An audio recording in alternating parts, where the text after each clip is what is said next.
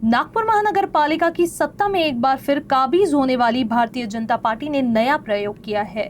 इस प्रयोग के अंतर्गत मनपा की सत्ता का पूरा नियंत्रण महिलाओं के हाथों में रहेगा।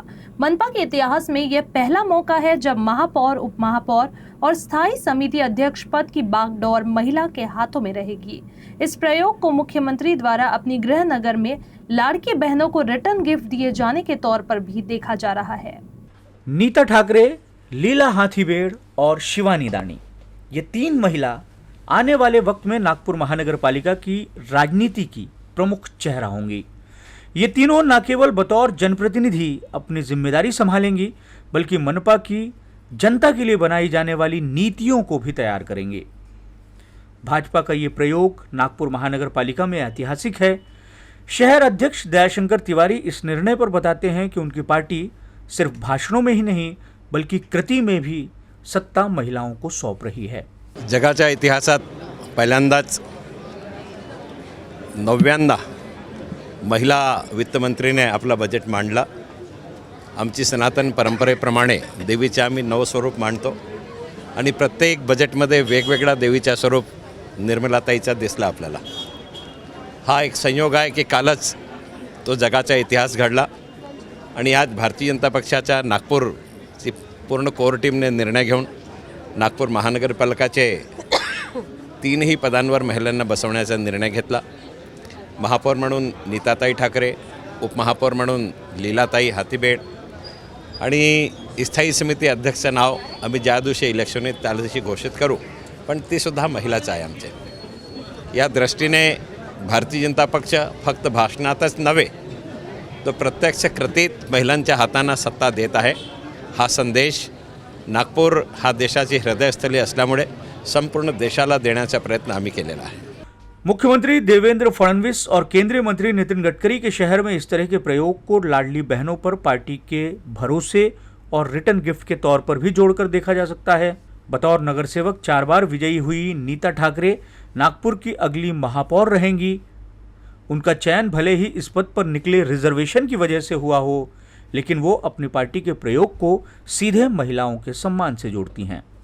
आज या ठिकाणी नागपूर महानगरपालिकेमध्ये स्टँडिंग हॉलमध्ये महापौर पदाचा फॉर्म भरला आहे आणि पुन्हा एकदा आमचं सर्व शीर्षस्थ नेतृत्व माननीय गडकरी साहेब, फडणवीस साहेब, आमचे सगळे आमदार मते साहेब, खोपडे साहेब, दटके साहेब, माननीय अध्यक्ष दयाभैया आणि सर्वांचे मनापासून आभार व्यक्त करते।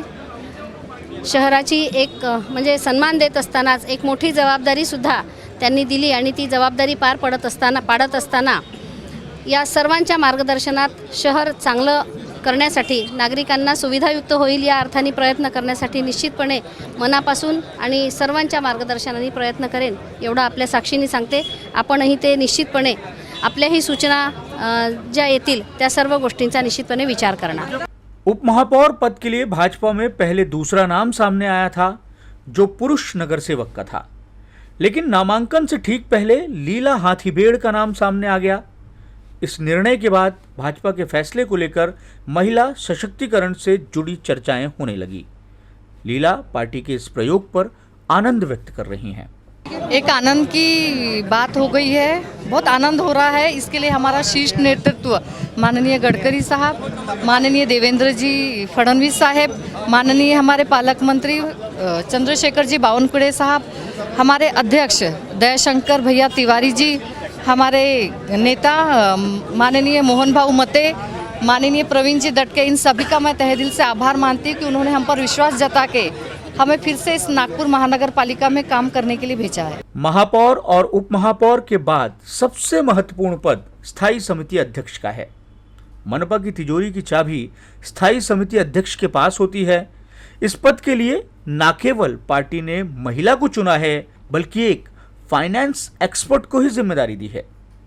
मुख्यमंत्री के विधानसभा क्षेत्र के अंतर्गत आने वाले प्रभाग से शिवानी दानी विजयी हुई हैं। वही इस पद की जिम्मेदारी संभालेंगी, ये तय है, बस औपचारिक ऐलान बाकी है। इस तरह नागपुर मनपा की राजनीति और नीति आने वाले कुछ वक्त तक महिलाएं तय करेंगी।